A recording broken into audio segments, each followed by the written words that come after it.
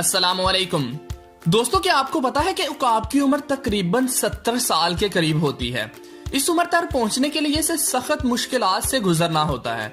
जब इसकी उम्र 40 साल के करीब होती है तो इसके पंजे अकड़ जाते हैं, जिससे वो शिकार नहीं कर पाता। मजबूत चोंच भी उम्र के साथ बढ़ने से शदीद टेढ़ी हो जाती है और पर भी बहुत भारी हो जाते हैं, सीने के साथ चिपक जाते हैं। उड़ान भरने में सख्त दुश्वारी का सामना करना पड़ता है। इन मुश्किलात के होते हुए इसके सामने दो रास्ते होते हैं, या तो वो मौत को तस्लीम कर ले या 150 दिन की सख्त तरीन मुश्किलात के लिए तैयार हो जाए।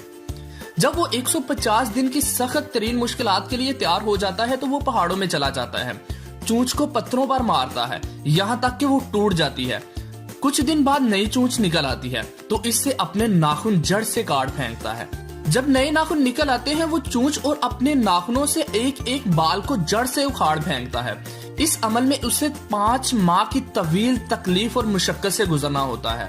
5 माह बाद उड़ान भरता है तो महसूस होता है जैसे उसका एक नया जन्म हो। इसी तरह वो 30 साल मजीद जिंदा रह पाता है।